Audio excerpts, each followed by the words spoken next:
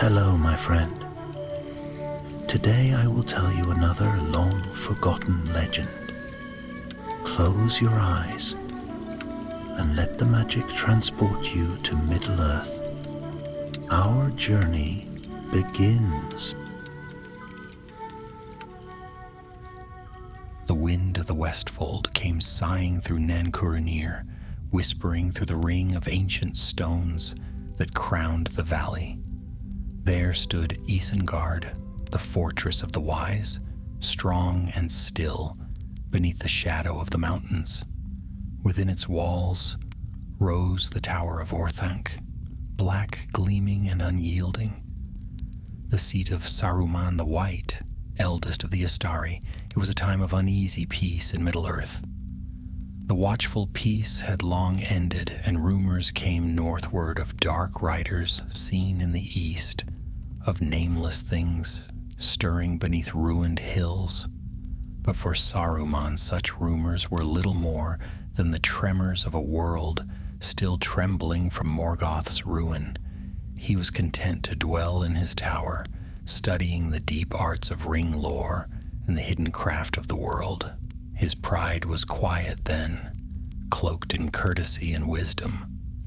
But beneath it there smoldered a hunger to know all things hidden from the eyes of lesser beings. One autumn morning, a company of Dunedain came riding through the gates of Isengard. Their leader was Belagir, a captain of the Northern Rangers, gray-eyed and grave of speech. They bore with them a strange burden, a small iron coffer sealed with lead, which they carried with the care of men who bear something foul yet perilous. They had come, they said, from the wilds near Fornost, where they had found it deep in the roots of an ancient ruin. When Saruman asked what was within, Belagir hesitated. "A stone, my lord," he said, "black as night, but veined with fire. It burns the hands of those who touch it, and whispers in the dark when none speak. We thought it wise to bring it to one of the wise." Saruman's dark brows lifted. "Whispers, you say?" "Voices," said the ranger. "Soft at first, but growing clearer. It names things we do not know. We could not bear it long." Curiosity stirred in Saruman's heart like a spark in dry grass. "You have done well," he said, taking the coffer. "Few now would dare to bring such things to the light. I will see to it that its evil is ended." Yet as he dismissed them and the iron coffer lay before him in his study, Saruman felt the faintest thrill of anticipation. It was not fear that moved him, but wonder, and perhaps a shadow of delight. He placed his hand upon the sealed lid. Cold it was, colder than the snows of Caradhras, yet beneath that chill there pulsed something faint and steady, like the heartbeat of a slumbering beast.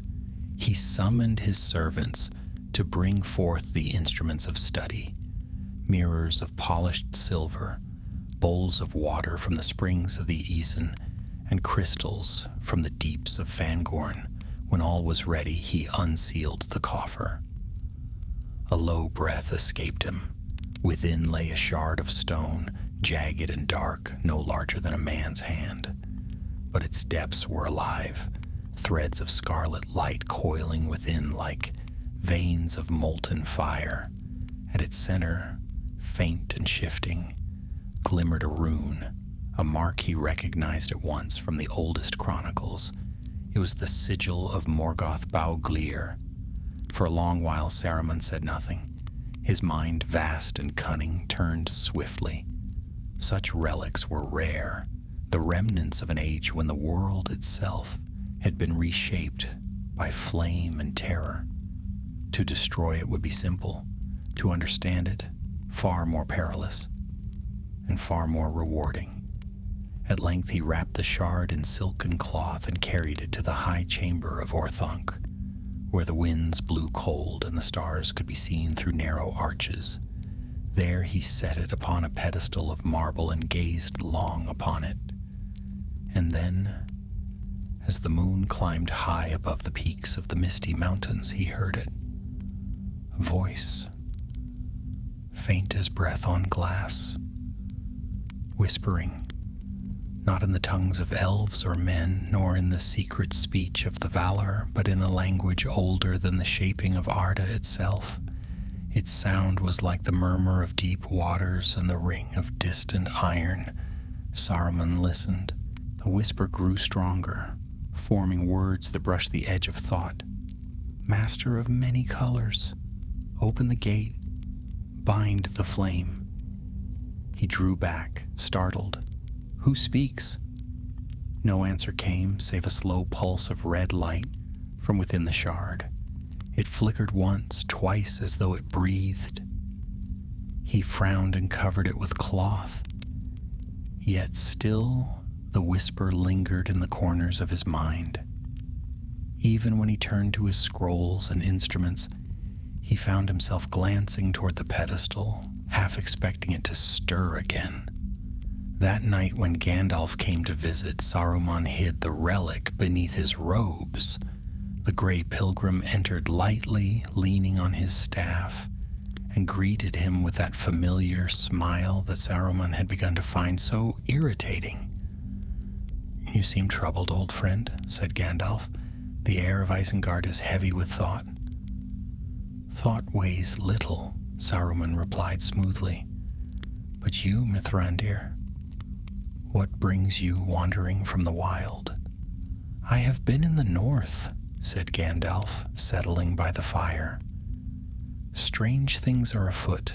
Shadows move in the old ruins of Angmar, and there are whispers of a voice calling from under the earth. It is said that it drives men mad. Saruman's eyes glinted. Old tales. The Witch King is long gone, and Angmar is dust. Perhaps, said Gandalf, yet I would not dismiss the echo of a curse so easily. Such evils do not die, they sleep. For a heartbeat, the shard beneath Saruman's robes pulsed with warmth, and he turned away.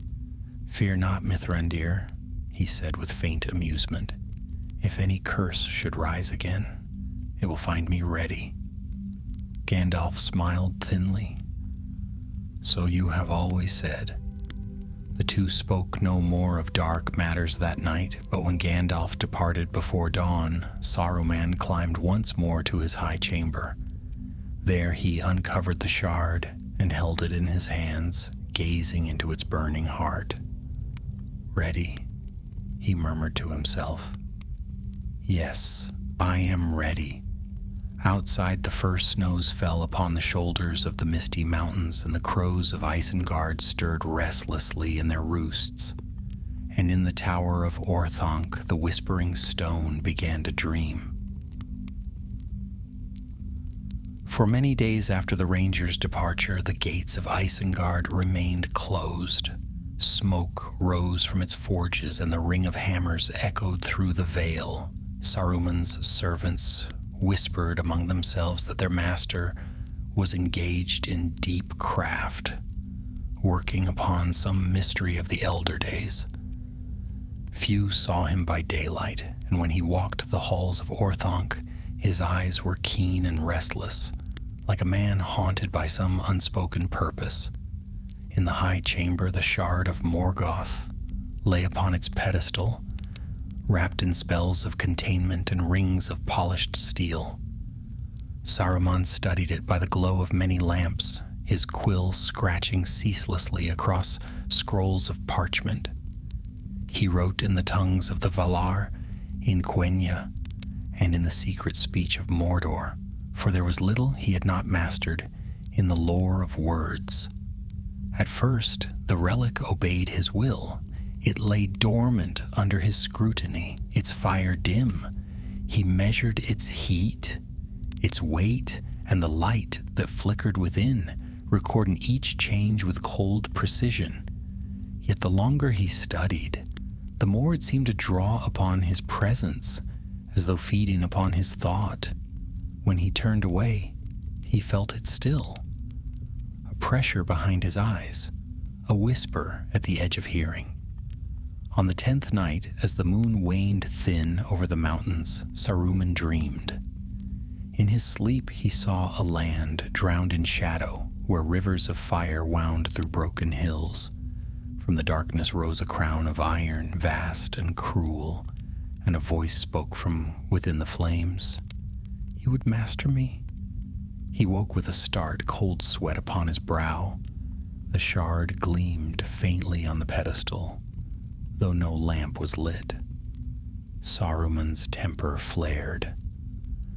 "I am no servant of shadows," he muttered, and struck the stone with his staff. The sound that followed was unlike any he had heard before. Not the ring of struck metal, but a deep, hollow cry that seemed to echo from far beneath the earth. The lights in the chamber dimmed. A smell of smoke and iron filled the air. Then slowly, the shard's light faded again, leaving silence. Saruman stood long in the dark, breathing hard. He knew well the danger of meddling with the relics of Morgoth, yet his pride refused retreat. If this was indeed a curse, it was one that could be tamed. And who better to do so than he, Saruman the White, chief of the Council of the Wise? He began to weave enchantments, intricate and subtle, binding the shard within a lattice of words and runes. Days turned to weeks as he worked without rest.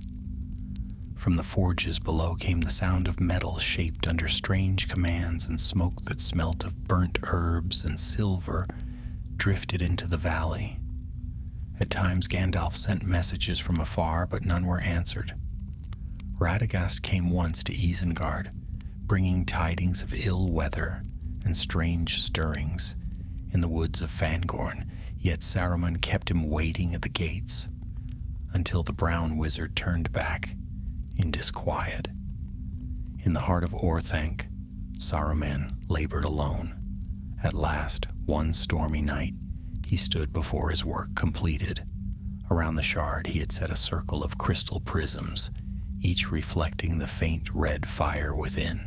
The walls of the chamber shimmered with light. With a gesture he spoke the final word of his spell. The chamber shook, the shard blazed forth, and for a heartbeat the tower seemed filled with flame. Saruman shielded his eyes. Then, as the light dimmed, he beheld something that froze his breath. From within the shard's depths, a shadow took form. It was not clear nor solid, but the shape of a man's face, proud, stern, and crowned with iron thorns. The eyes glowed like embers, and a voice whispered softly, "You would bind me, Curunir. You who were sent to heal." Saruman's hand tightened on his staff. "I seek to understand," he said. "Understanding is mastery," the voice replied, "and mastery is hunger. You know it well."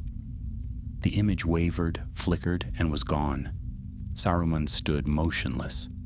Though the voice had faded, its echo lingered in his mind. It had known his true name, Curunir, as the Valar had named him long ago. Few in Middle-earth remembered it. Few should. He turned from the pedestal, heart pounding. "It cannot be," he muttered. "No spirit of Morgoth endures in flesh or form. Those days are long buried." But deep within he could not shake the thought that what he had summoned was no mere echo. From that night on, the whisper never ceased. It came not only from the shard, but from the corners of his mind, from the sighing of the wind around Orthanc, from the beating of his own heart. Words of fire, promises of knowledge, warnings of doom. He grew weary, his temper short, his servants fearful. The gardens of Isengard began to change. The green lawns turned gray and brittle. The trees nearest the tower lost their leaves out of season, and the crows that haunted the walls multiplied, their cries harsh and watchful. Saruman noticed none of this. He believed himself in control, though In truth, the curse had already found root. He dreamed of power, not as the Dark Lords had held it, but as only one of the wise might, subtle, hidden, and complete. Then came word that Gandalf had returned to the south, bearing news of rising evil in the east. Saruman received the message coolly, though his heart stirred with unease. He began to suspect that the relic's voice was not only of the past, but of the present, that through it some will yet living might reach him. He ordered the shard sealed within a casing of steel and silver, and placed it deep within the vaults beneath Orthanc. Yet even there he could feel its presence, like a heartbeat in the stone. That night, as the rain lashed the valley and thunder rolled from the mountains, Saruman walked alone through the halls of his tower. His reflection followed him in the dark mirrors of polished stone, but the eyes that looked back seemed not wholly his own. Master of many colors, the whisper came again, soft and slow. You would tame me, but can you tame yourself? He turned sharply, yet there was no one. Only the slow drip of rainwater and the pulse of distant thunder. Saruman drew his cloak about him and looked out from the highest window toward the east. Lightning split the sky, and for an instant he thought he saw, far beyond the horizon, a glow like fire upon the clouds. His breath caught, then the darkness closed again, and the valley lay silent, but for the sigh of the wind. He stood long in thought, his white robes gleaming faintly in the gloom. At last he whispered, "No curse shall master me. I am the hand of wisdom. I will bind the flame, and it shall serve." Far below in the sealed vault, the shard pulsed once with crimson light, as though in answer, and outside the ring of Isengard the trees of Fangorn stirred uneasily, whispering among themselves in voices older than stone. The days that followed were heavy with mist and silence. The valley of Nan Curunir seemed wrapped in an unending twilight, though summer still lingered in the lands beyond. Saruman moved through the halls of Orthanc as a restless spirit, seldom eating, seldom sleeping, and speaking to none. Those who served him learned to tread lightly, for his temper grew sharp, and his eyes burned with a strange and shifting fire. In the tower's highest chamber he began a new work. He sought to unravel the true origin of the shard, the relic that now throbbed like a buried heart beneath the stones of Isengard. The old scrolls spoke of the Hithic Lear and the wars that had raged when Angmar's power reached even to the Grey Mountains.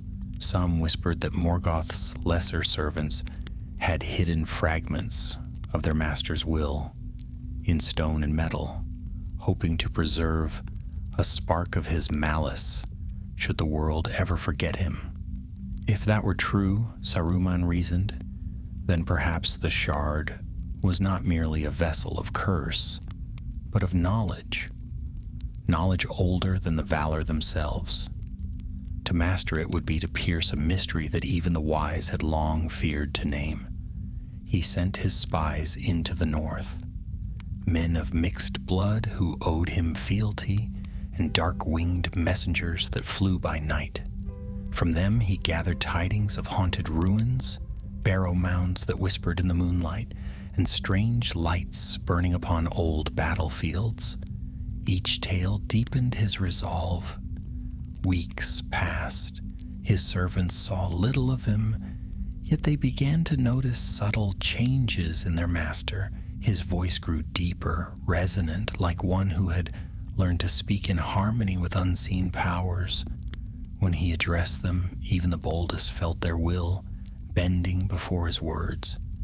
Few dared question him now, but Saruman's pride was not yet sated.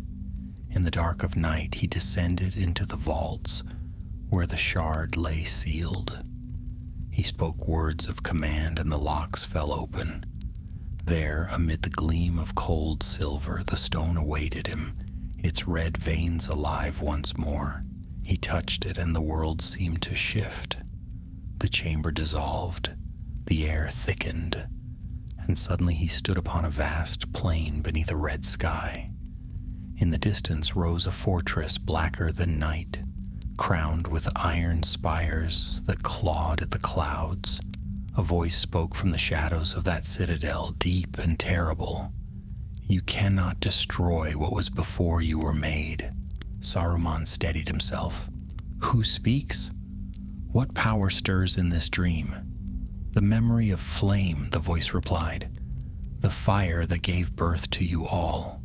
You are children of our making, little servant of the West." Rage flared in him. "I am no servant." Laughter rolled like thunder. The plain shuddered beneath his feet, and from the darkness shapes emerged, tall and armored, their faces hidden by crowns of rusted steel. He knew them at once for what they were. The wraiths of Angmar, bound in torment, guardians of the ancient curse.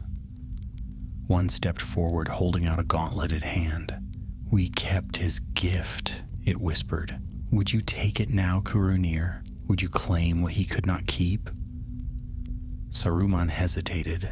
The air around him burned, and the shard at his breast grew hot. He could feel its power reaching through him, testing the walls of his mind. A single word would bind it to his will, or enslave him forever. He awoke with a cry, gasping in the cold darkness of Orthanc. The shard lay before him, glowing softly. Around its edges, the steel casing had begun to melt as though touched by inner fire. He backed away, his hands trembling. "It was only a dream," he whispered, though the echo in his voice betrayed doubt. "Only a dream." But even as he spoke, he could feel the mark it had left within him, a small, smoldering hunger that had not been there before.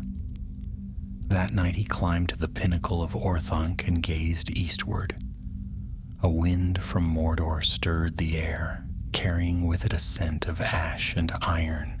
His thoughts turned to the east and to the power that was rumored to grow there, an ancient shadow, taking shape once more. Could it be that this shard was bound to that same dark will? Could the curse be a bridge, a channel of thought between the living and the remnants of the first evil? The idea both thrilled and unsettled him. If so, then the one who controlled it might learn the hidden design of the enemy himself. Saruman began to write his findings, page upon page, his quill moving swiftly over the parchment. He called the work "On the Binding of Spirits Within Substance." The treatise grew vast, filled with equations, runes, and long strings of the black speech, written beside the ancient tongue of Valinor. Yet each night, when he paused in his writing, he found his gaze drawn again to the vault below. The shard called to him like the pulse of a living heart. Its whispers had changed, no longer promises but entreaties. "Together," it murmured, "together we can make anew what was lost." Saruman tried to resist. He sealed the vault again, cast wards stronger than before, and forbade any to enter. But in the following days, he found that his dreams grew darker, more vivid. He saw the mountains burning, rivers of molten stone carving paths to the sea. He saw himself enthroned upon a high dais, crowned with light, while the world knelt in ordered peace before him. He told himself these were only visions, a curse's last effort to sway his mind. Yet part of him, deep and secret, began to wonder if the relic was not revealing the truth of his destiny. For had not the valor themselves failed to keep the world from decay? Had not even the wise faltered, their counsels fruitless? Perhaps he thought there must come one who could wield darkness for good. On the final night of that long summer, Gandalf returned again to Isengard. He came without herald, walking the road on foot, his gray cloak damp with rain. The guards hesitated, but Saruman bade them open the gate. The two met in the great hall of Orthanc, where the light of many lamps burned low. "You are changed, old friend," Gandalf said after a time. "Your hall smells of forge smoke and secrecy. What have you wrought in these dark months?"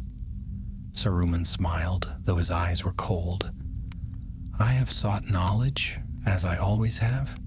Do you come to question the pursuit of wisdom?" "Not wisdom," Gandalf answered softly, "but pride. There is a shadow on your words." Saruman turned from him and looked to the east, through a narrow window. "You fear shadows because you see too little of the light. The world is moving, Mithrandir. Old powers wake, and we must understand them or be consumed." Gandalf said no more, yet as he departed before dawn, he cast one last glance toward the tower's summit, where a faint red gleam flickered like a star. After he was gone, Saruman descended once more into the depths. The shard waited, its light steady and patient. He laid his hand upon it and whispered, "Very well. Let us learn together." And in answer, the whisper returned, not words this time, but a sound, like a slow, satisfied breath. From that night onward, Orthanc ceased to sleep. The forges burned without rest, and the ravens of Isengard flew ceaselessly to the east and back again. Beneath the tower, unseen by the world, the first seeds of ruin took root and began to grow. Winter crept upon the Westfold like a thief, veiling the mountains in white and muffling the valleys under snow. The waters of the Isen froze upon the stones, and the trees of Nancuranir stood black and still beneath the pale sun. Yet in Isengard the forges burned day and night, and smoke rose in endless coils from the ring of its walls. Saruman no longer walked among his servants. His presence was felt only in the flicker of torchlight upon the high windows of Orthanc, and in the echo of footsteps that never seemed to cease within. He had gone beyond study now. The time for theory had passed. Deep within the tower he had begun the work of crafting instruments, rings, lenses, and crystal spheres, each tuned to capture the faint resonance of the shard's power. His mind, once as clear as the snows upon the peaks, grew restless and filled with feverish thought. There was purpose in his madness, or so he believed. One night a messenger returned from the north, a man thin and pale, whose eyes were wide with terror. Saruman received him in the lower hall. The man trembled before him and spoke in a shaking voice. "My lord, we found it. The ruin you sought beneath the hills of Angmar. The walls are black glass, the air foul as breath from a tomb, and there carved upon the stones we saw the same mark, the sigil that burns upon your relic." Saruman leaned forward, his voice low and hungry. "And within? There was nothing living, my lord, only shadows that moved when no light touched them. I heard them whisper. They knew my name." The wizard regarded him with cold pity. "Then you have been marked. Go now to the healer's hall and rest. You will speak no word of this to any other." The man bowed and fled, but Saruman remained long in thought. If the sigil of Morgoth had been carved upon that ruin, then his shard had indeed come from the black heart of Angmar itself, a remnant of the sorcery that the Witch King had wielded in the elder days. That meant it was not merely cursed, but bound to the ancient power of command, the power that bent wills and bound spirits. Saruman felt his heart quicken. "So this is the true nature of the curse," he murmured. "It is no blind malice. It is mastery itself." He descended once more to the chamber of the shard. The steel casing lay open, and the stone pulsed softly with crimson light. Saruman drew near, his voice trembling as he spoke words of power that only the Astari remembered, phrases taught in the West before the world was marred. At his command, the light within the shard deepened. It glowed until the chamber was filled with red fire, and upon the walls danced shapes like moving smoke. From the heart of that glow, a figure seemed to take form, a vast shape not wholly seen but felt. "Kuranir," it whispered, voice deep as the roots of mountains. "Why do you resist? The flame calls to its kin." Saruman stood tall, though his breath came fast. "I am no servant of darkness. I seek only to bind that which would destroy." "And binding is ruling," said the voice. "Ruling is my gift." The fire flared. Visions filled Saruman's mind. Armies marching beneath banners of black and silver. Towers rising in the plains. Chains broken and reforged in order. He saw himself standing at the summit of Orthanc, light pouring from his hands, commanding peace upon the world through power. For a long time he gazed into that vision, and when at last he turned away, his eyes gleamed with a light not wholly his own. He began to fashion devices unlike any he had made before, rings of gold and iron set with shards of crystal, each a fragment of his growing will. To his mind, they were only tools, harmless in themselves. Yet each time he worked upon them, the shard's whisper grew louder and its fire brighter. Outside, the valley changed. The trees along the Isen sickened and turned gray. Strange fumes drifted from the tower's vents. Birds no longer nested in the ring of Isengard, and even the river's song grew dull and slow. But Saruman saw none of it. He was consumed by his labor. In the 3rd month of that winter, Gandalf came once more. Snow lay heavy upon his cloak as he entered the gate, and his eyes were troubled when he beheld what had become of the valley. "Your land grows weary, Curunir," he said as they met in the hall. "The very ground cries out against what you are doing." Saruman's smile was thin. "The ground is nothing. The world changes with knowledge, not with pity.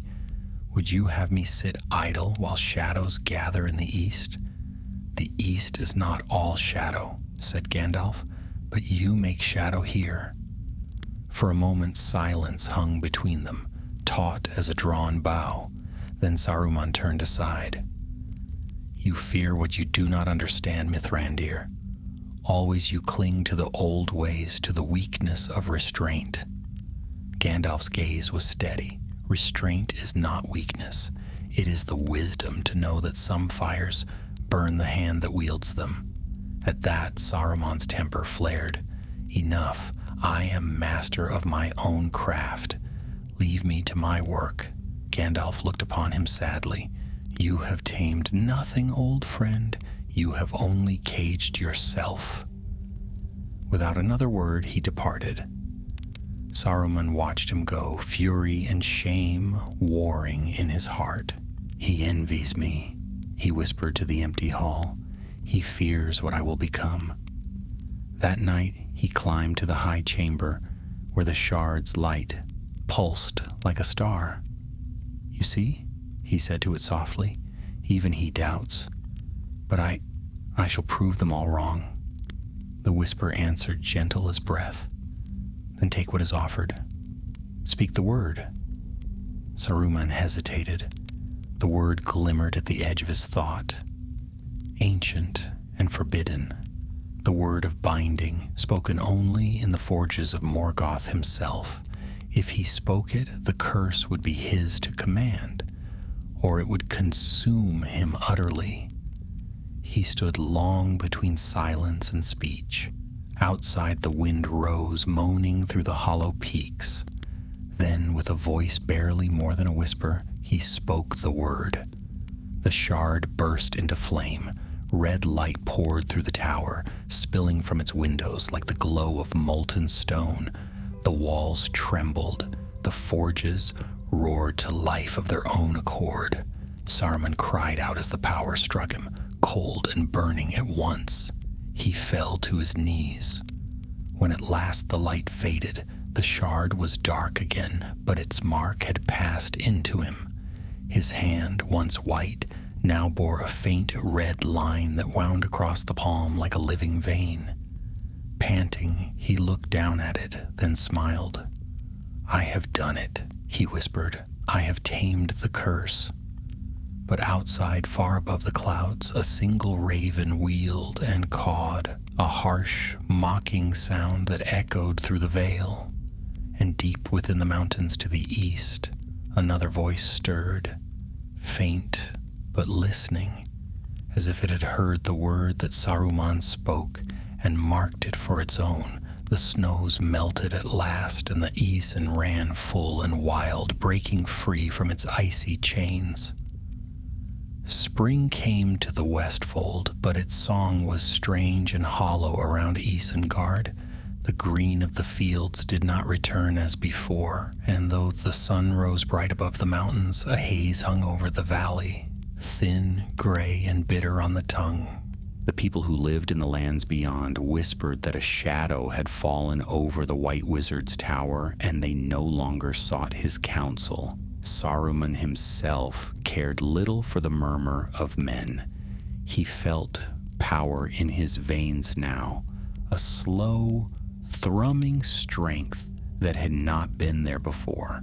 The red line across his palm glimmered faintly in darkness, and when he willed it, he could sense the relic stirring beneath the stone floors of Orthanc. It was bound to him now, part of his thought, part of his breath. He told himself that he had mastered it. Yet in the quiet hours of the night, when even the forges slept, he sometimes felt the opposite, that the shard had merely changed its form, spreading through him like ink in water. Still he worked. He built new engines in the deep halls, machines of iron and fire, their purpose known only to him. He carved runes upon the tower's inner walls and forged rings of shining metal that could harness the faint echoes of the relic's power. To his mind, this was not evil, but progress, a step toward understanding the deepest secrets of the world. One evening, as he bent over his work, a tremor passed through the tower. The lamps flickered, and a sound like a sigh drifted through the hall. The shard, locked deep in its vault, had stirred again. Saruman felt it before he heard it, a pulse, slow and steady as though the very heart of the world had quickened. He left his chamber and descended into the depths, his white robes billowing behind him like smoke. The vault's iron doors opened at his touch, and there the relic waited, glowing faintly in the gloom. "Why do you call me?" he asked, his voice echoing softly. "What more do you seek?" The whisper came like breath upon his ear. "You are not alone." Saruman frowned. "Speak plainly." Another listens, far away but not far enough. He watches through the shadow of flame. Saruman's heart quickened. He looked eastward, though no window pierced the vault's walls. A thought, dark and sudden, came to him. Could it be that Sauron himself had taken notice of his work? Could the eye that once sought the rings now turn its gaze toward Orthanc? The idea filled him with both fear and exhilaration. To be seen by such a power was perilous, but it was also a mark of greatness. He straightened, his hand tightening on his staff. "Let him watch," he said softly. "I am no servant of his. I will learn his ways, and I will master them." The shard's glow deepened, its pulse quickening as if in laughter. From that day, Saruman began to turn his thought eastward. He sent spies not only to the north, but across Rohan and beyond, seeking word of Mordor. Ravens flew daily from Isengard, bearing tidings to unseen watchers, and black smoke rose more often from the forges. His servants, though loyal, grew uneasy, for the voice of their master had changed. When he spoke, his words carried a strange weight, and even those who obeyed him felt their will bend beneath it. One night a storm rolled over the mountains, fierce and sudden. Lightning split the sky, and thunder echoed among the peaks. In the heart of Orthanc, Saruman stood before his workbench, gazing upon a new creation, a great crystal orb set within a ring of silver. He had found it hidden in the tower's deep vaults long ago, but now, guided by the shard's whispers, he had unlocked its secret. It was one of the lost Palantiri, the seeing stones of Numenor. Now, he murmured, "Let us see who watches whom." He placed his hands upon the stone. It was cold at first, dark and still, then light flared within, swirling like smoke caught in a flame. Shapes moved, distant mountains, rolling plains, the dark plains of Gorgoroth. And in the heart of that desolation, fire burned.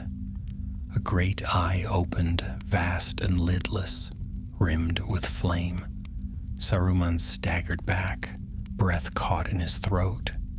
The eye regarded him, and in that moment he felt its thought touch his own, not with words, but with will. It was a gaze that pierced the mind like a blade. He fought to stand firm, summoning all his power. "You do not command me," he hissed. "I am Saruman the White." The eye did not blink, nor falter. Instead, a voice entered his mind, deep and terrible, yet oddly familiar. "White you may be, but within your heart burns red fire. You have tasted it. You are mine already." The vision faded, and the stone grew dark once more. Saruman fell to his knees, trembling. Sweat beaded on his brow, and his heart pounded in his chest. He had seen Sauron. He had spoken with him, if speaking it could be called. And though the Dark Lord's power had not broken him, it had left a mark deeper than any wound. When he rose, dawn was breaking over the valley. The light was pale and cold, but it seemed to him that the shadows of Isengard stretched farther than before. He told himself he had resisted, that he had looked into the eye and stood unbowed. Yet in truth, something had shifted. The whisper of the shard now blended with another stronger voice, one that echoed from afar. He began to dream of alliance. Perhaps, he reasoned, if the two of them, he and Sauron, shared their wisdom, the world might yet be brought to order. Was it not chaos that had plagued Middle-earth since the dawn of time? Were not the wars of elves and men born of weakness, of division? "I alone see the path," he murmured one evening as he stood upon the balcony of Orthanc, gazing at the distant mountains. "The others would flee from the storm, but I shall ride it. I will make it serve." Below, the forges roared to life, and the first of his machines stirred. Wheels turning, chains clinking, fire hissing through the pipes. His servants looked up from their work and wondered what great plan their master pursued. None dared ask. In the nights that followed, the dream of mastery became his constant companion. The voice of the shard no longer opposed him. It guided him, feeding his thoughts, shaping them. And when he closed his eyes, he saw not Orthanc, but a vast tower, greater still, rising from the plains of Mordor, crowned with flame, and upon its peak himself, no longer white, but radiant with all the hues of fire. Thus did pride and curse become one. The seed planted by the relic had blossomed at last, and Saruman, believing himself its master, had in truth become its voice. Outside, the spring winds whispered through the bare branches, carrying faint echoes eastward. And far away, in the land of shadow, the Dark Lord smiled. Summer rose golden across the Rittermark, but in Nan Kuranir, the warmth of the sun could not pierce the haze that hung forever over the valley. The grass had grown thin and brittle, the air filled with the reek of burning oil and molten metal. Crows wheeled ceaselessly above the ring of Isengard, black against the pale sky, as though they circled some wounded beast that would not yet die. From the high windows of Orthanc, Saruman looked upon his domain, what once had been a garden of green hills and running waters now lay scarred by channels of smoke and stone. He saw not ruin, but transformation, order, purpose. The Shard had taught him much in the months since he first looked into the Palantir. He'd come to understand that power was not evil in itself. It was the hand that wielded it that gave it form. The weak feared power because they could not master it, but he, Kuranir the Wise, had done what none before had dared. He had looked into the darkness and found there not despair, but design. In the forges beneath the tower, his new servants labored. Men of many lands had come, drawn by coin, by fear, or by some unspoken spell that lay in Saruman's voice. They worked under the hiss of steam and the clash of iron, forging strange weapons, wheels that moved without beasts, blades that shimmered with lightless fire. He had not yet turned his hand to war, but already he imagined its shape. Yet amid his triumph, shadows gathered in his mind. The whispers from the Shard had grown softer of late, as though fading into the pulse of his own thought. Sometimes he no longer knew whether the words that filled his dreams were his own or another's. One night he stood alone in the upper chamber before the Palantir. The air was heavy and still. He laid his hands upon the smooth surface of the stone, and the darkness within it flared to life. A deep voice filled his mind. "You have done well, Kuranir. The wheel turns as I foresaw." "Sauron," he said, the name a hiss between his teeth. "You speak as though we are allies." "Not allies," came the answer. "Partners. You and I seek the same end, the dominion of order. You would bind the world in wisdom. I would bind it in strength. Are these so different?" Saruman's jaw tightened. "Your strength was built on ruin. I would make a new order, not another age of shadow." The eye blazed within the stone, vast and unblinking. "Then learn from ruin, Kuranir. The light of order is kindled only by fire." He felt the will of the Dark Lord press against his mind like iron, heavy and relentless. For a heartbeat he wavered, but then, as always, pride came to his aid. He withdrew his hands and broke the connection. The chamber fell dark once more. He stood breathing heavily, anger warring with fear. "I am not your servant," he whispered. "I will not bow." But the words rang hollow in the empty air. From that day his temper grew harsher. He spoke little to his servants, and when he did, his voice carried the edge of command rather than counsel. He dismissed the messengers who came from Rohan, and even the Ents who wandered the borders of the valley found no welcome. Radagast, hearing of his seclusion, came once more to Isengard. The brown wizard rode up the long road on a weary horse and found the gates closed before him. From the battlements, a guard shouted that the Lord of Isengard received no visitors. "But tell him," Radagast cried, "that the forests are restless. There is a darkness spreading in the east, and the beasts flee from it. We must unite, Kuranir. Our charge is not ended." No answer came, only the sound of the wind sighing through the black stones. When word of this reached Gandalf, he grew troubled and sought to visit Saruman himself, but the white wizard had already sealed the valley. None entered now without his leave, and few who left returned unchanged. Within Orthanc, Saruman continued his experiments. The shard had become the heart of his power. Its crimson light now glowed not only in his vaults, but in the engines he built, the blades he forged, even in the veins of the mountain stone he shaped to his will.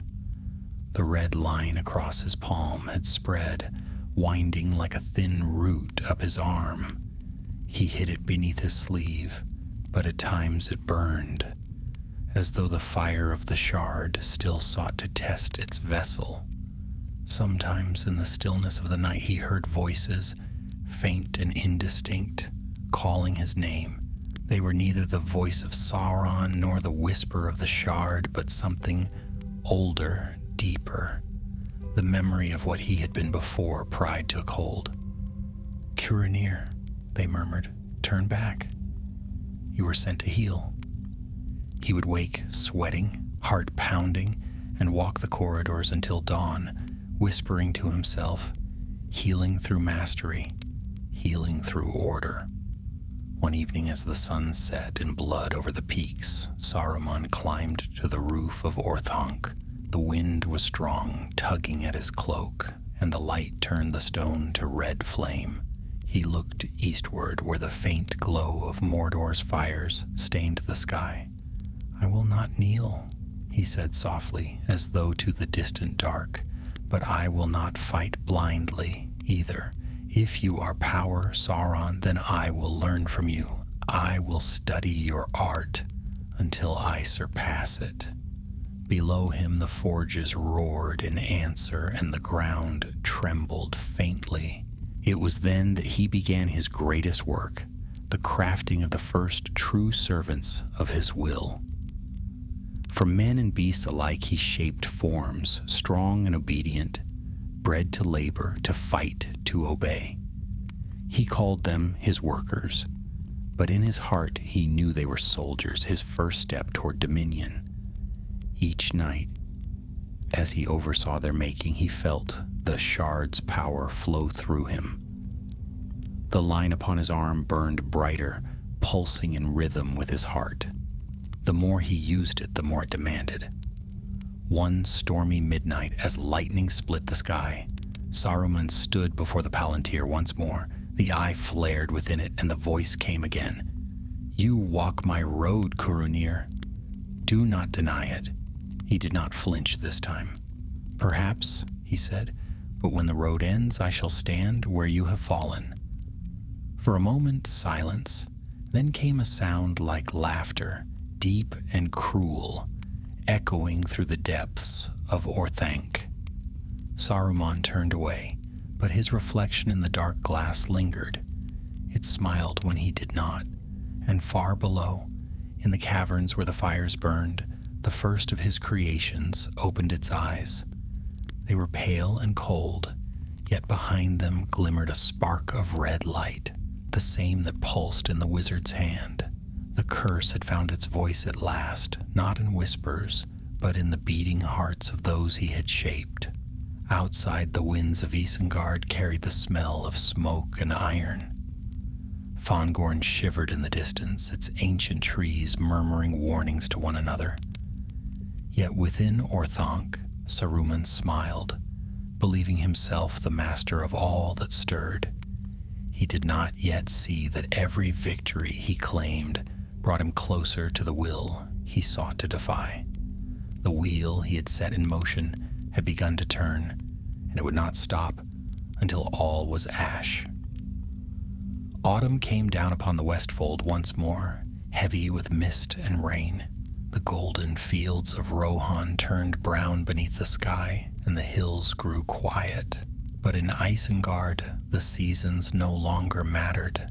The valley had become a place apart, a world of iron, fire, and shadow, ruled by the unbroken will of Saruman the White. Few among men or elf now spoke his name with trust. He was no longer seen at the councils of the wise, nor did he send word to Rivendell or Lorien. The roads to Nancuranir were empty save for his own servants, grim-faced men and creatures of strange make who kept to the shadows. Rumor said that even the birds had turned from him, save those whose feathers gleamed black as coal. Within Orthanc, Saruman worked without rest.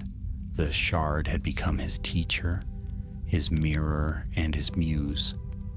Through its power he learned to bend stone and flame alike to his will, to draw from the depths of the earth the metals that he needed, to shape his servant into the image of his thought. They were strong, tireless, and obedient.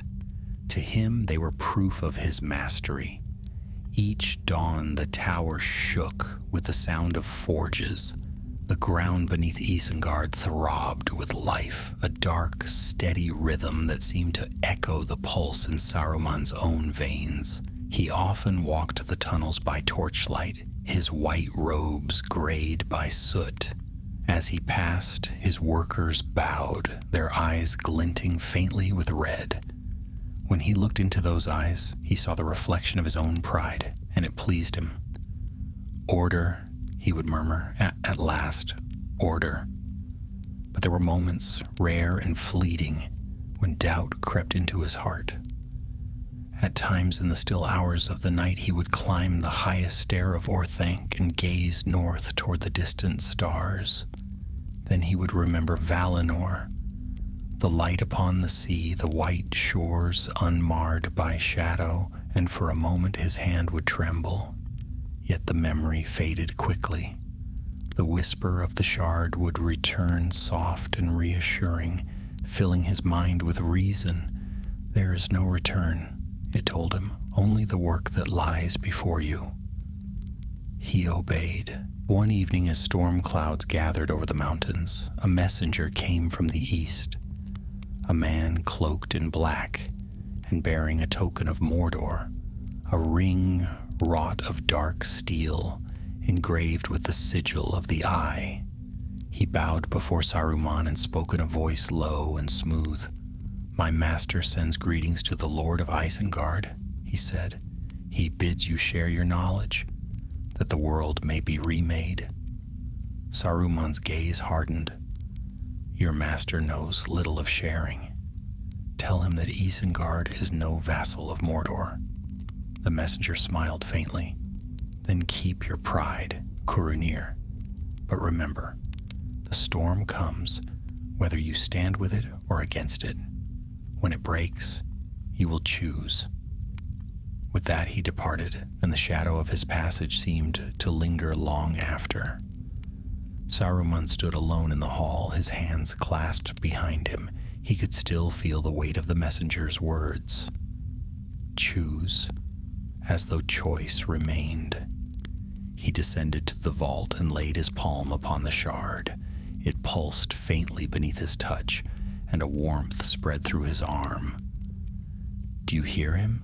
he whispered. "He believes he commands me, but I will be the master.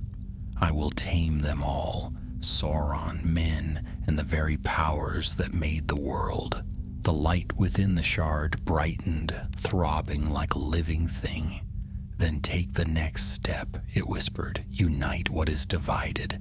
Bring all wills beneath one hand." That night, the forges blazed higher than ever. Sparks rose into the storm-dark sky, and the crows of Isengard screamed as lightning struck the tower's crown. Saruman worked until his hands bled, forging the first of many rings, lesser than those of old, yet bound with a fragment of his will. He placed one upon his finger, and for a moment he felt his mind expand, reaching into the hearts of those who labored below. They moved as he commanded, silent and sure. It was as though their thoughts were threads, and he the hand that wove them. He laughed then, a low, fierce sound that echoed through the tower. The curse had become his gift. The darkness that once sought to bind him now served him wholly. But far away in the east, Sauron stirred upon his throne. Through the Palantir, the eye turned toward Isengard, and its gaze fell upon the ring, upon Saruman's hand. "So he begins," murmured the Dark Lord. "So he follows my path." Weeks passed, the rain ceased, and the valley steamed with heat. Saruman seldom left his tower, and when he did, his servants knelt as he passed. His voice grew stronger, more commanding. His hair, once white as snow, gleamed with a faint silver sheen, like steel caught in moonlight. Yet the mark upon his arm had spread to his shoulder, twisting in veins of faint red light that glimmered when anger took him. One evening, Gandalf came again, unbidden, riding through the gates of Isengard before the guards could bar his way. He found the valley changed beyond recognition, the gardens gone, the rivers fouled, the air thick with smoke. "Saruman," he cried as he entered the great hall, "what have you done?" The white wizard turned slowly from his forge. "What must be done?" he said. "The world decays, Mithrandir. Men are weak, elves fade, the time of idle watchfulness is over." Gandalf's eyes were grave. "You speak with another's voice." Saruman smiled. "Perhaps, but it is a voice that understands what must be." Gandalf stepped closer. "Then you are lost." "Lost?" Saruman's laughter rang harshly through the hall. "No, old friend, found. I have pierced the veil that binds the world. I have seen the flame that kindled it. I am what we were meant to be." Gandalf shook his head. "You have tamed nothing, Saruman. The curse has merely learned your tongue." The words struck deep, but pride would not let them show. "Leave Isengard," Saruman said coldly, "while you still can." Gandalf lingered a moment longer, sorrow in his gaze, then turned and departed. The great gates closed behind him with a sound like thunder. Saruman watched him go, his face unreadable. When he turned back to the forge, the shard's light flickered brighter than before. As though mocking him, he placed his hand upon it, and the red glow flared to meet his own. "Mock me if you will," he whispered, "but I am your master now." The shard pulsed once, twice, then settled into stillness. Above the tower, a red light shimmered faintly against the clouds, unseen by those beyond the valley, and in the east the eye burned brighter, its fire mingling with that of Orthanc. Two flames kindled from the same spark. So began the long descent, the slow, deliberate fall of the White Wizard, who believed himself unfallen, and the curse, now silent, waited only for its moment to speak again. The years that followed passed like shadows over stone. The world beyond Isengard moved on. Kingdoms rose and fell, riders crossed the plains of Rohan, and elves departed over the sea. But within the ring of the valley, time itself seemed to twist around Saruman's will. The air grew heavy with smoke, and the light of the sun dimmed behind the black haze that forever hung above Orthanc. Once, travelers passing through the gap of Rohan would pause to gaze upon the mighty tower, a marvel of ancient craft gleaming like obsidian beneath the stars. Now none lingered. The sound of hammer and fire filled the air, and from the depths of Isengard came an unending rhythm, the heartbeat of a new age, cold and merciless. Saruman stood at the center of it all, tireless and unyielding. He no longer counted the days, for they meant nothing to him. The shard had given him more than knowledge. It had given him endurance, the strength to labor without rest and think without end. His eyes, once bright and searching, had grown keen and sharp as blades. The white of his robes had darkened to a hue of many shades, reflecting light like the scales of a serpent. In the forges beneath Orthanc, his creations multiplied. The workers he had shaped, half men, half beasts, grew in number and strength. They obeyed him without question, their voices deep and rough, their loyalty absolute. He called them the Uruk-hai, and they were the perfect embodiment of his design, creatures of order and purpose, untroubled by doubt or mercy. Yet not all within him was peace. There were moments, rare but piercing, when he would hear, faint and distant, the voice of what he once had been. It came not from the shard nor from the palantir, but from within, like the echo of a forgotten song. "Curanir," it whispered, "you were sent to heal the wounds of the world, not deepen them." He would turn away, pacing the halls until the memory faded. "Healing?" he would murmur. "What is healing but mastery? To cure a sickness, one must break the fever. To cleanse a wound, one must burn away the rot." Thus he silenced the voice, though never for long. Then came word from the east, tidings carried not by bird or messenger, but through the dark glass of the palantir. The eye had returned. The fortress of Barad-dûr, long thought broken, now rose anew. Armies gathered beneath its shadow, and the world began once more to tremble. Saruman watched these visions in silence. His heart beat fast, not with fear, but with understanding. "So, the game begins," he said softly. "The shadow moves, but not unseen. Let him build his power, let him think himself unopposed. I will study him, mirror his craft, and when the time comes, surpass him." The shard pulsed faintly at his words, as though in approval or amusement. In secret, Saruman began to weave his plans. He sent emissaries to the lands of men, bearing gifts and honeyed words. He studied their kings, their weaknesses, their greed. He whispered of alliances and old glories, of the strength that might return to Middle-earth if only they would follow wisdom, his wisdom. Some listened, others did not. But the seed of his will was planted, and it began to take root.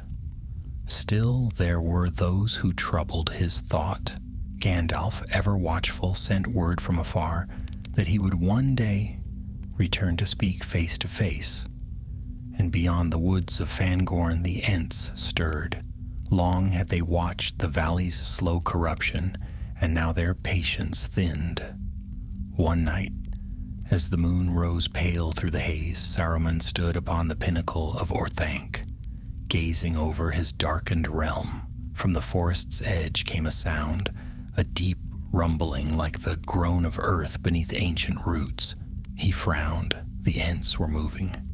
"Let them come," he said aloud. "They are relics of a fading age. The old must fall, so the new may rise." The wind carried no answer, but in the distance the trees swayed, as though in anger. Days later, a rider came from Rohan, a lone man, weary and desperate. He was brought before Saruman in the great hall, where the wizard sat upon his high seat. "My lord," the man said, bowing low, "the east grows restless. There are whispers of a power returning to Mordor. The king asks for your counsel." Saruman studied him, eyes glinting. "Tell your king that I see what he does not. Mordor stirs, yes, but so too does Isengard. When the storm comes, he must choose his shelter wisely." The man hesitated. "And if the storm is of your making, my lord?" Saruman smiled. "Then pray it favors the strong." He dismissed the messenger and turned once more to his work. But that night the whisper of the shard returned, louder than ever. "They will not follow you willingly," it murmured. "You must teach them obedience." Saruman stood long before the glowing stone. "And if they will not learn?" he asked softly. then they will serve in silence. So it was that Isengard began to arm for war. The forges roared like volcanoes, and the ring of hammers echoed night and day. The valley was filled with the march of boots and the snarl of chains. Smoke poured from the vents of Orthanc, staining the sky red at sunset. Saruman watched it all from his tower and felt pride swell within him. At last, he said, the world bends toward reason. No longer will it drift in the folly of elves and men. A single will shall guide it. But in the deep hours of the night, he dreamed again. He stood upon a vast plain of ash, the wind burning and cold. Before him loomed a crown of iron, and within it, fire burned. Terrible, endless fire. "You cannot tame a curse," said the voice of the flame. You can only wear it." He woke with a cry, the mark on his arm blazing crimson. For a moment he thought he heard laughter, soft, distant, and cruel. He rose and went to the window. Below, the hosts of Isengard marched by torchlight, their eyes gleaming red in the dark. They did not see him. They did not need to. He was already within them, in every heartbeat, in every breath. The curse no longer whispered. It spoke through many mouths, and far to the east, upon the throne of Barad-dûr, the eye of Sauron turned once more toward the west, and saw in the smoke of Isengard a kindred flame. 2 fires burned now in Middle-earth, and the air between them trembled. The first seeds of the War of the Ring had begun to stir. Winter came again, sweeping over the plains of Rohan like a blade of frost. The riders of the mark gathered their herds close and lit their hearths, but none dared ride near Nan Curunir. A strange glow lit the valley at night, red as a wound, and the wind that blew from the north carried the smell of iron and ash. Tales spread through the villages that Isengard no longer belonged to the White Wizard but to something darker, that voices rose in its depths, not of men but of beasts who spoke in the tongues of fire and shadow. Saruman cared nothing for rumor. He stood upon the heights of Orthanc, his gaze fixed upon the world he was reshaping. Below him, legions trained in the half-light, marching in perfect rhythm across the blackened ground. Each step, each breath, each cry of command echoed his will. He had done it. He had tamed the curse. The shard, once a relic of Morgoth's malice, now burned at the heart of Isengard, sealed within the central forge. It pulsed in harmony with the machines of his making, and through it, Saruman drew power that no other wizard dared to touch. The mark on his arm, once a scar of warning, now gleamed like a badge of triumph. He could feel the fire in his blood, the pulse of the ancient world, the echo of creation itself. And yet, even amid victory, unease gnawed at him. There were moments when he felt the shadow of another mind pressing upon his own, a will vast and searching, distant but unrelenting. When he looked into the Palantir, he saw the eye, unblinking, filled with flame. It never spoke, yet he could feel it probing his thoughts, testing, waiting. Still, he convinced himself he remained free. In the long hours of solitude, Saruman began to write what he called the Doctrine of the Flame Imperishable. It was to be his masterwork, a treatise on the rightful order of the world and the nature of power. The flame, he wrote, is the fire that both burns and gives life. To wield it is not evil, but to refuse it is folly. Only through command can peace endure. He believed these words with all his heart, or so he told himself. But deep within the forge, the shard whispered a different lesson. Peace through command, it murmured. Command through fear, fear through fire. Saruman rode on, unaware or unwilling to see that his quill moved to the rhythm of that whisper. In those days, Gandalf came for the last time. The gray wizard rode into the valley under cover of dusk, his heart heavy with foreboding. When the gates of Isengard opened, the sight that met him filled him with dread. The circle of green that once lay about the tower was gone, replaced by pits and furnaces. Men labored in the dark, faces hidden beneath soot and shadow.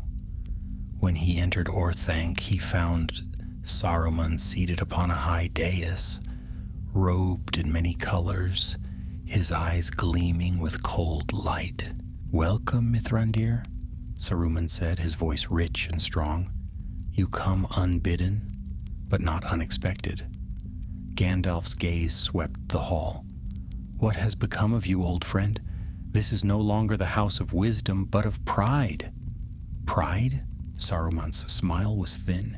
"You call mastery pride. I have looked upon the order of things and understood it. The world is changing, Gandalf. The old ways crumble. Only strength can preserve what remains." "Strength alone builds nothing," said Gandalf. "You would chain the world to keep it safe.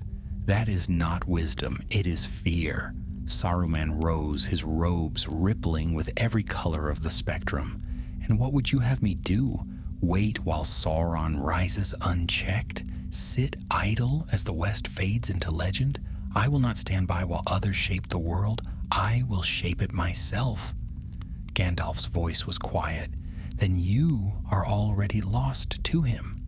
At those words, fury flashed in Saruman's eyes. "To him? I bow to none." He lifted his staff, and a gust of power shook the hall. "I have mastered the fire that he once served. I have tamed the curse.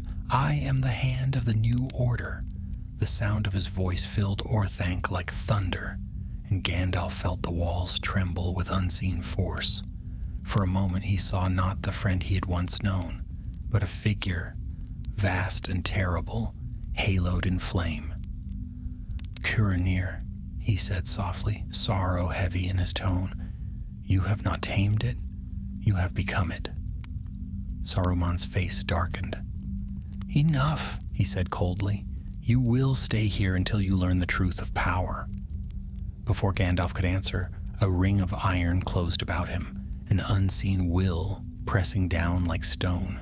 The doors of Orthanc slammed shut, and the light faded.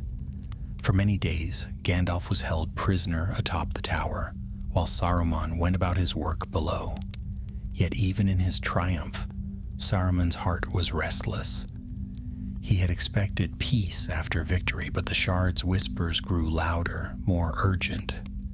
"He watches," it said. "He waits. You cannot hide from the eye forever." Saruman clenched his fists until his palms bled. "I am no servant," he growled. "I am his equal." But the whisper only laughed, a low burning sound that echoed through the forge and faded into the hum of the machines. At last, Gandalf escaped. How he did so, Saruman never fully knew. But one morning the guards found the top of Orthanc empty, the wind howling through the broken door. Saruman's fury was terrible to behold. For 3 days he raged through the halls, shattering his own work in his wrath. Then, as the fires cooled, he stood once more before the Palantir. The eye appeared at once, blazing in the dark. "He will oppose you," said the silent voice. "He will turn the West against you." Saruman bowed his head. "Then let him come. The West will burn, and from its ashes I shall rule." "We shall rule," whispered the darkness. Saruman hesitated. For the briefest moment, a glimmer of doubt pierced his pride, but it was gone as swiftly as it came. "Yes," he said, "we shall." The eye flared bright, and the shard deep below pulsed in answer. The two flames had become one. Outside, the snow began to fall, white and pure, upon the blackened ground. It did not linger. The heat from Isengard melted it before it could touch the earth. Thus ended the last winter of the White Wizard. From that day forth, the color of his robes mattered little, for though his tower still stood untouched by hand or siege, his heart had already fallen to ash. And far away, in lands yet untouched by war, the free peoples of Middle-earth felt a new wind rising, cold and sharp, bearing with it the scent of smoke from the west. The curse had been tamed indeed, but its master no longer wore white. Spring dawned pale and thin over Middle-earth, but no warmth reached the valley of Isengard. The mists clung to the stones like shrouds, and the river that once sang clear through Nan Curunir now ran black and sluggish from the tower of Orthanc. Smoke rose day and night, twisting like dark serpents into the sky. Beneath it, the valley trembled with the roar of forges and the march of countless feet. Saruman stood upon the balcony of his high chamber, looking out over his domain. Below him, ranks of soldiers moved in perfect rhythm, men, orcs, and creatures between, bred by his design. Their armor gleamed dully in the firelight, and their spears flashed like silver teeth. It was the image he had long dreamed of, a world disciplined, ordered, bound together beneath a single will. His will. "The age of chaos is ending," he said aloud, his voice echoing through the chamber. "The age of wisdom begins." Yet the echo that came back to him sounded hollow, and the silence that followed seemed heavy with something unseen. From the shadows of the room, a faint red glow stirred. The shard, encased now within a crystal vessel at the tower's heart, its light pulsed in slow rhythm like a living thing. Saruman turned toward it, his eyes glinting. "It is done," he told it softly.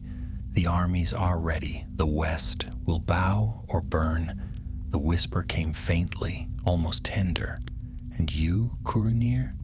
Will you bow or burn?" He frowned, his hand tightening on the railing. "You mistake me for others," he said. "I am no servant." "No," the voice agreed. "You are a vessel." The words lingered in his mind long after the light faded. He dismissed them as relics of the curse, shadows of the power he had mastered. Yet deep down, a sliver of doubt took root, quiet and sharp. That night he walked alone through the halls of Orthanc.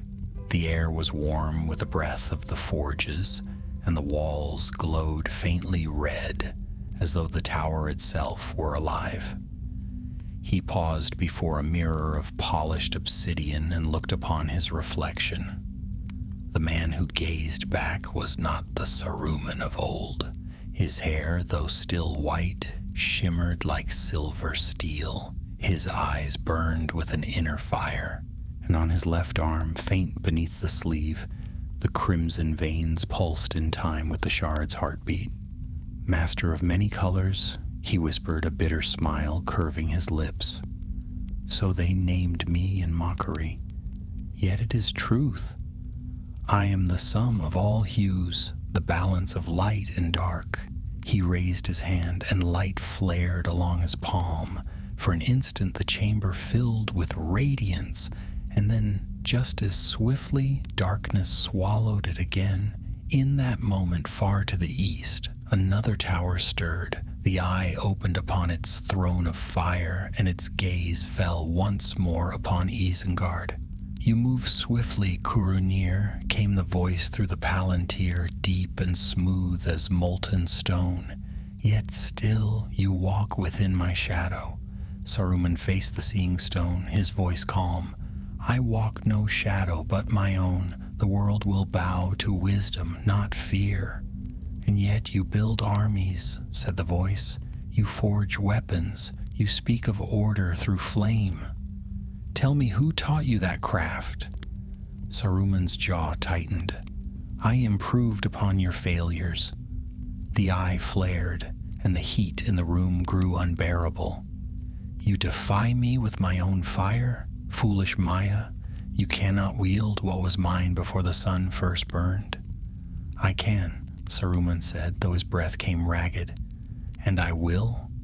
For a long moment, the two powers stared into one another, one seen, one unseen, both born of the same light long twisted to pride.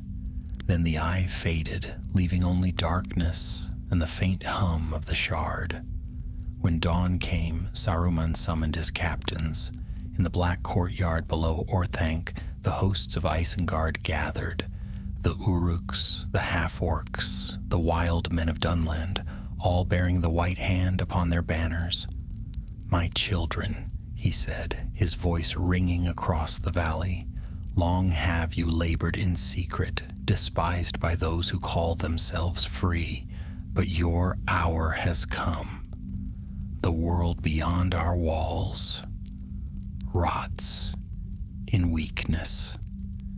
It is time to cleanse it, to burn away the decay and build anew."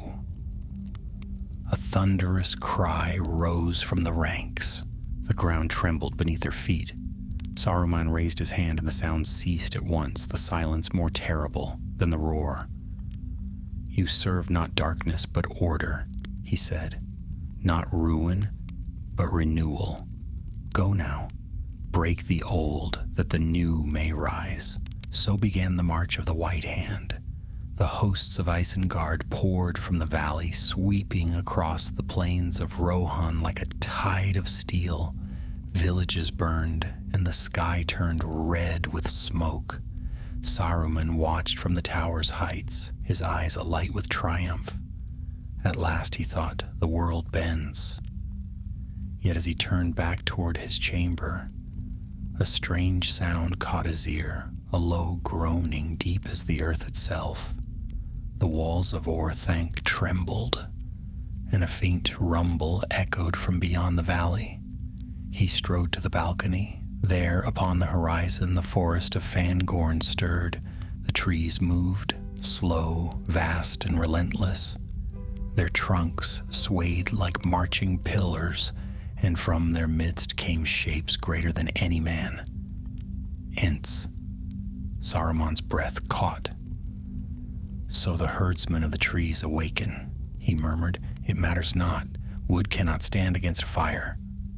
He turned to his servants. "Prepare the forges.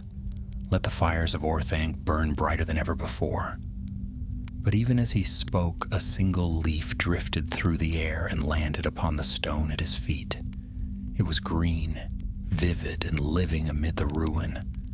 For the first time in many years, Saruman hesitated.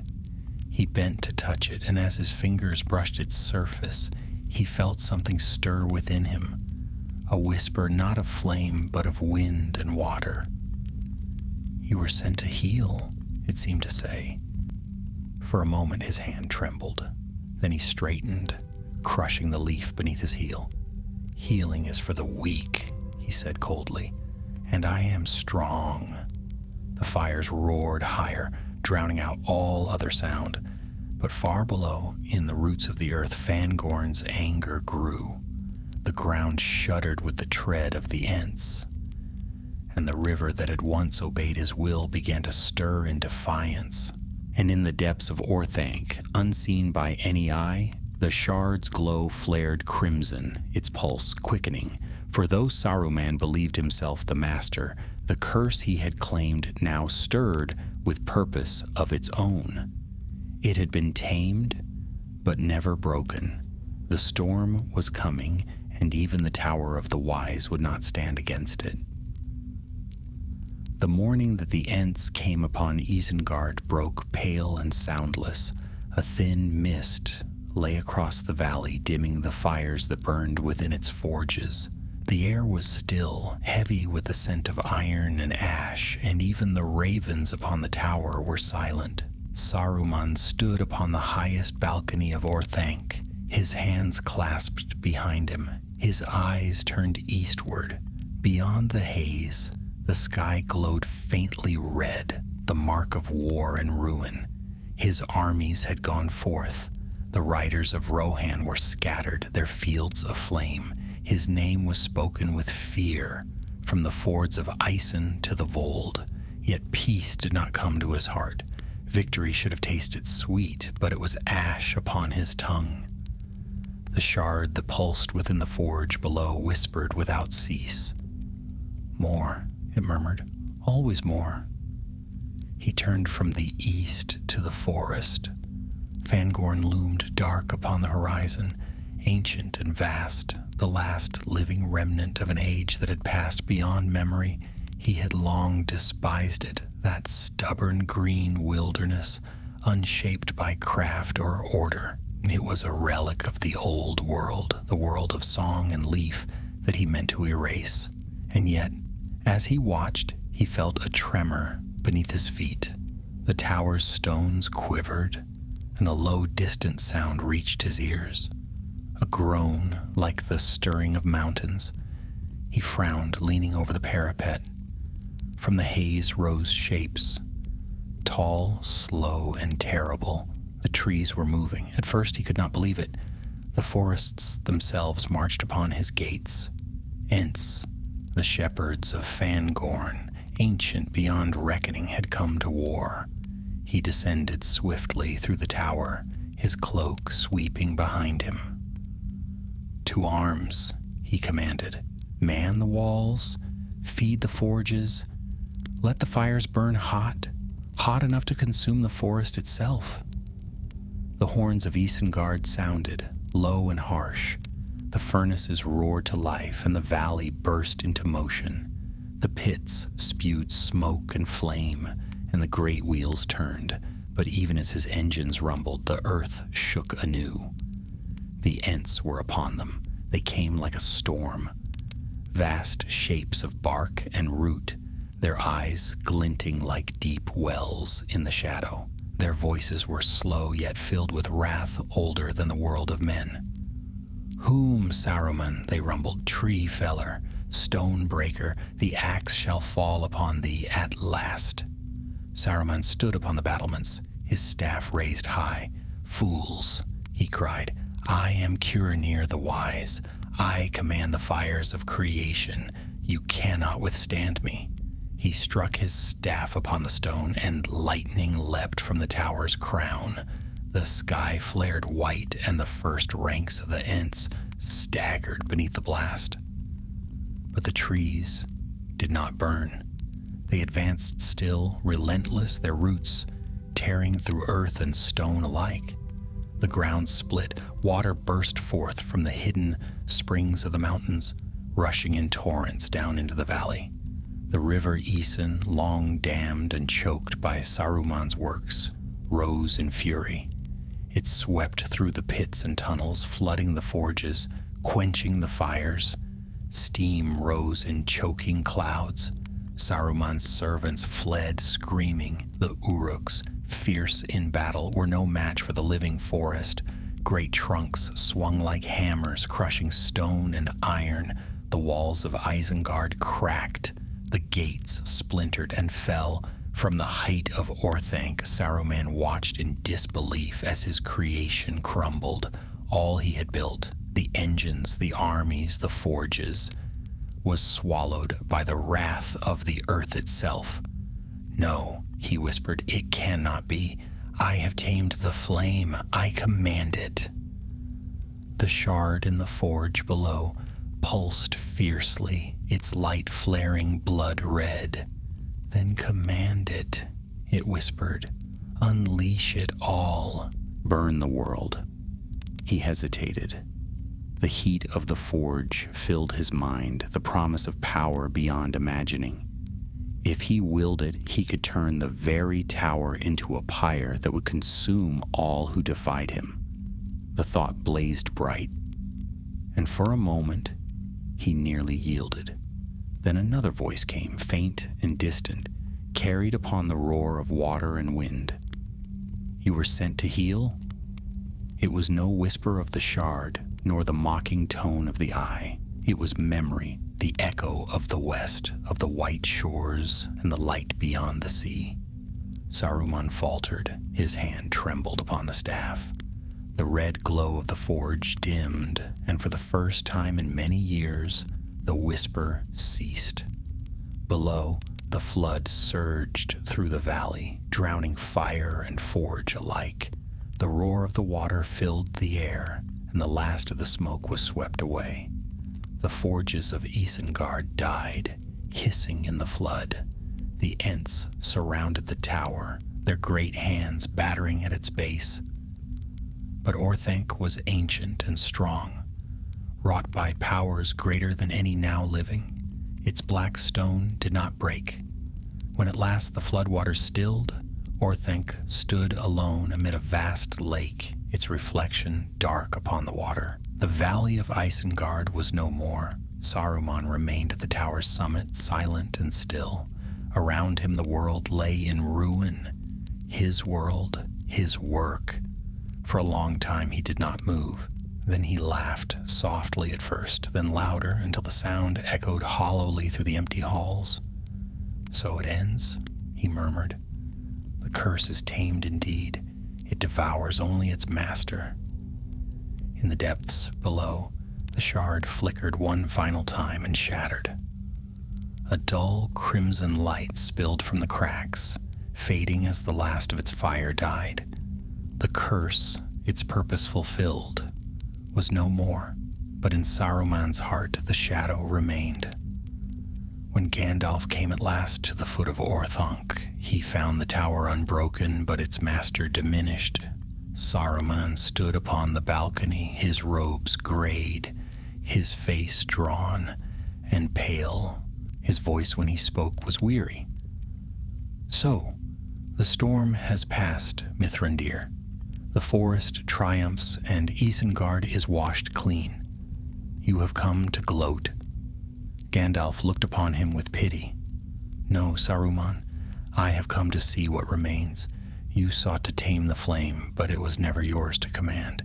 It was mercy that spared you, not mastery." "Mercy?" Saruman said bitterly. "Do not speak that word to me. The world has no mercy for those who strive to save it."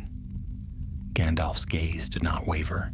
"You sought to save it by chaining it, and so you became what you opposed." Saruman turned away. "Leave me, gray fool. There is nothing left here but stone." Gandalf sighed and descended from the tower, leaving him to his solitude. As the sun set over the flooded valley, Saruman stood alone in the fading light. For the first time in many years, he felt neither pride nor fury, only weariness. He looked down into the dark waters and saw his reflection, pale, aged, and hollow-eyed. Behind it, faint and fleeting, he thought he glimpsed another face, proud and white as he had once been. He reached out, but the image rippled and vanished.